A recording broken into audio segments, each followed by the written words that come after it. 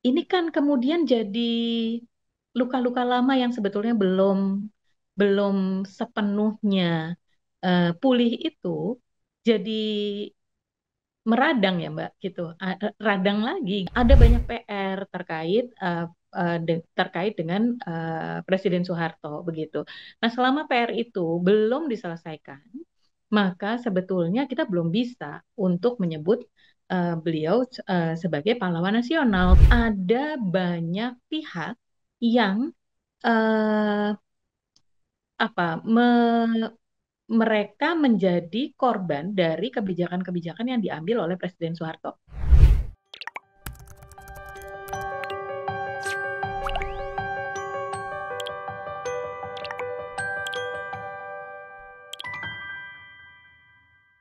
Ya, halo Tribuners, kembali dengan On Focus Tribun News bersama saya Via Bili. Tribuners, Presiden Prabowo Subianto resmi memberikan gelar pahlawan nasional bidang perjuangan politik dan pendidikan Islam kepada Presiden keempat Republik Indonesia Abdurrahman Wahid alias Gus Dur pada Hari Pahlawan tahun 2025 ini. Pada acara pemberian gelar pahlawan di Istana Negara 10 November 2025, Gus Dur disebutkan sebagai pahlawan dengan perjuangan politik dan pendidikan Islam. Semasa hidupnya Gus Dur juga memperjuangkan kemanusiaan, demokrasi, dan pluralisme di tanah air. Dan saat menjabat sebagai Presiden Indonesia, Gus Dur dikenal dengan kebijakannya yang kontroversial dan juga dikenal sebagai Bapak Pluralisme. Dan Gus Dur juga dikenal sebagai presiden yang menjunjung kebudayaan dan humanis. Untuk mengenal lebih jauh terkait dengan sosok Gus Dur, kita akan berbincang dengan Putri Sulung dari Gus Dur, Mbak Alisa Wahid, yang sore ini sudah tersambung dengan kita melalui Zoom. Halo, selamat sore Mbak Alisa. Selamat sore, Mbak Via. Kabar baik ya Mbak ya? Alhamdulillah. Alhamdulillah, ini kita berbincang sore hari setelah pagi tadi pemberian gelar pahlawan nasional untuk Gus Dur. Apakah baru kelar agenda keluarga Mbak usai pemberian gelar pahlawan nasional Mbak, atau ada sedikit kumpul-kumpul bareng gitu Mbak tadi? Nggak ada. Mm-mm. Nggak ada, Mbak. Nggak ada sama sekali ya. Kita kayak hari biasa aja gitu. Oke, absen dulu kali ya Mbak, tadi memang tidak hadir di istana ya Mbak ya, karena tadi kalau Nggak. disorot ke kamera ada Ibu Sinta Nuriyah dan Mbak Yeni yang menerima ya Mbak ya di Betul, istana. betul, betul. Baik. Ini bagaimana makna pemberian gelar pahlawan nasional bagi keluarga untuk Gus Dur Mbak? Sebetulnya begini, kalau bagi kami, gelar pahlawan nasional itu sebetulnya adalah urusan negara gitu. Bukan urusan keluarga. Artinya keluarga tidak melihat Gus Dur menjadi lebih mulia karena ada gelar pahlawan nasional. Karena selama ini kami selalu menganggap yang paling penting itu adalah bagaimana Gus Dur berada di hati rakyat gitu. Pahlawan di hati rakyat itu yang jadi tujuan utama kami karena itu menunjukkan apa namanya khidmah beliau itu memang dirasakan oleh rakyat. Jadi kita tidak pernah expect, tidak pernah juga mendaftarkan, tidak pernah berharap begitu ya.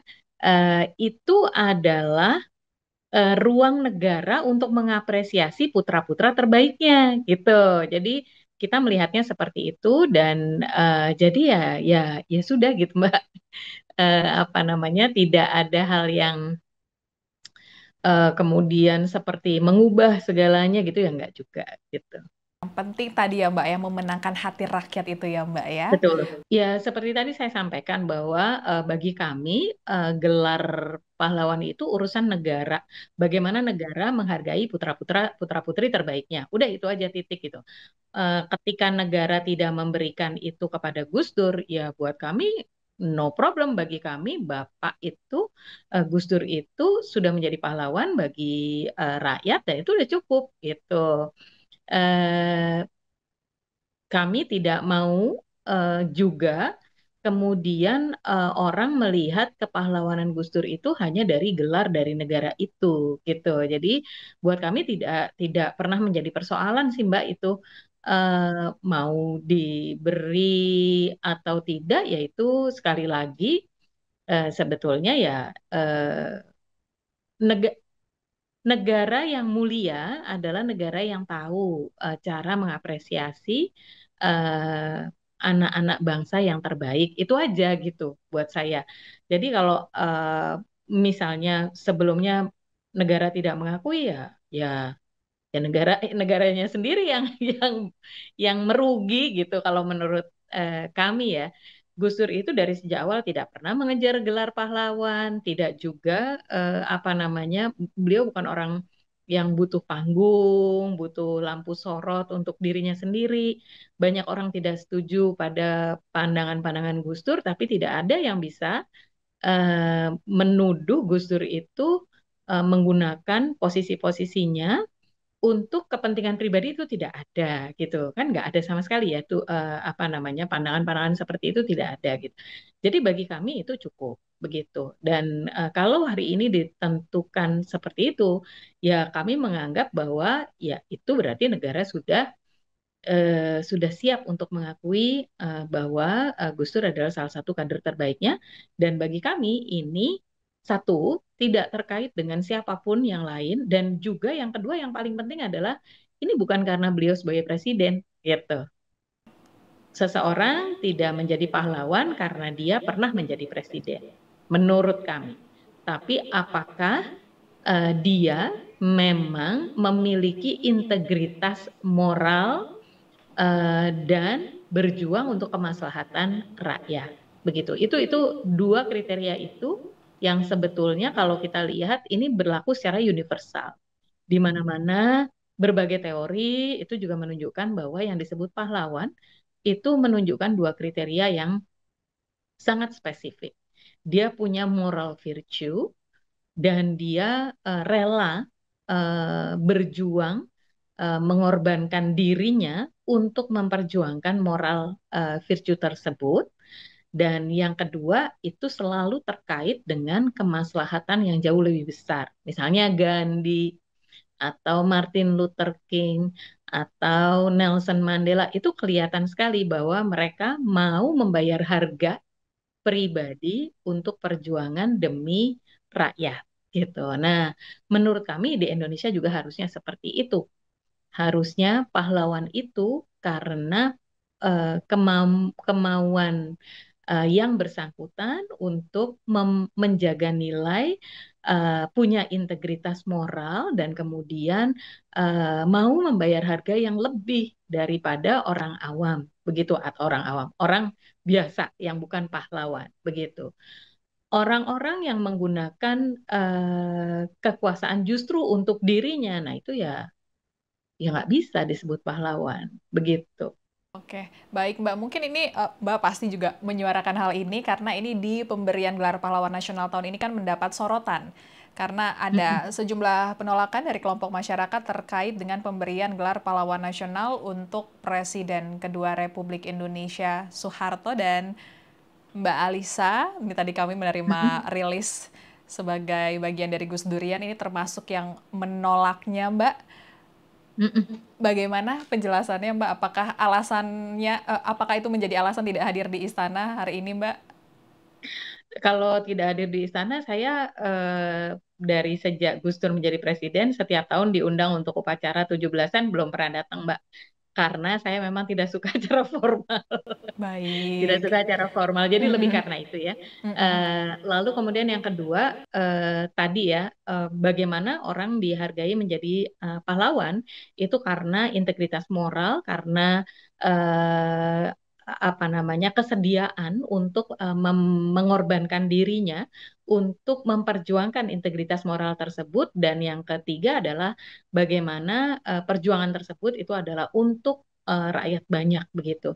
Nah, dari tiga hal ini, dan sebetulnya ini ada dalam undang-undang juga terkait dengan pemberian gelar pahlawan nasional, ini menurut kami ada banyak PR terkait dengan Presiden Soeharto, begitu.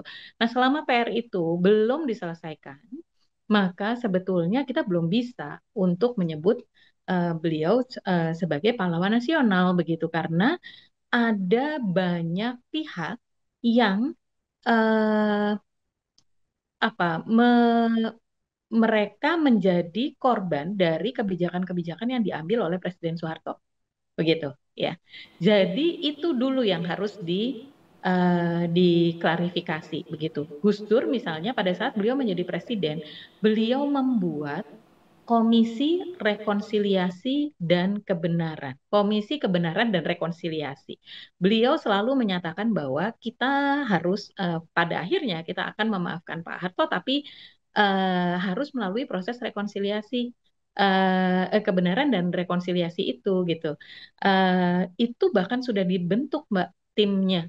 Jadi komisinya itu sudah dibentuk, sudah dikirim ke Afrika Selatan untuk belajar dari Komisi Keadilan dan Kebenaran, Keadilan dan Rekonsiliasi yang dibuat oleh Nelson Mandela pada saat mereka selesai dari apartheid ya, karena itu kan lukanya luar biasa di Afrika Selatan itu gitu.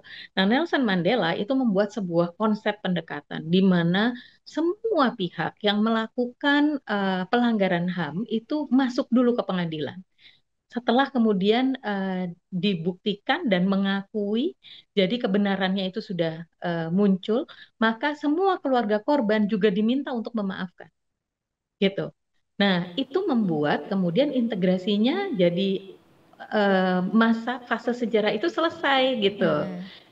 Yang korban tidak merasa dikhianati gitu, dan dihargai pengorbanannya gitu ya, keluarga korban itu dihargai bahwa mereka menjadi korban. Tetapi juga pada saat yang sama mereka kemudian bisa menutup bab itu, kemudian maju ke langkah yang lebih uh, progresif gitu, menuju kemajuan negaranya begitu. Nah, makanya sekarang Afrika Selatan misalnya sudah di G20 begitu ya. Nah, ini kan kita belum selesai. Sayangnya Kebenaran dan Rekonsiliasi itu waktu itu kemudian tidak dilanjutkan pada zaman Ibu Megawati, begitu ya. Jadi memang akhirnya tidak ada proses pengungkapan kebenarannya. Nah, ketika proses pengungkapan kebenarannya ini tidak ada, sementara catatan dari pihak-pihak yang menjadi korban kebijakan yang diambil oleh Presiden Soeharto, ini kan kemudian jadi luka-luka lama yang sebetulnya belum belum sepenuhnya pulih itu jadi meradang ya Mbak gitu, radang lagi gitu.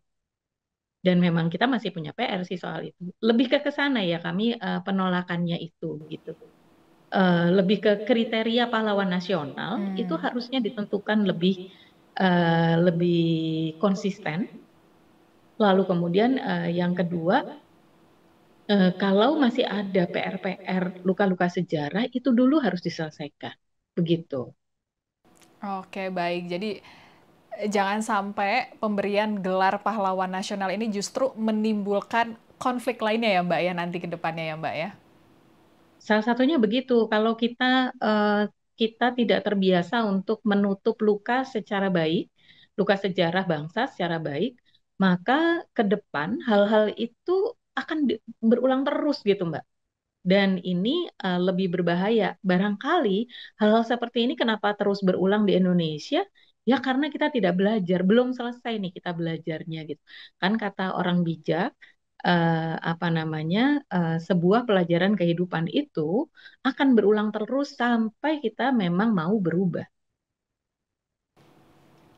Oke, baik. Terima kasih Mbak Alisa obrolannya kita sore ini ya Mbak ya. Kalau begitu saya Apvia Tiokoni pamit undur diri. Berita terupdate lainnya dapat Anda saksikan di kanal YouTube Tribun News. Sampai jumpa.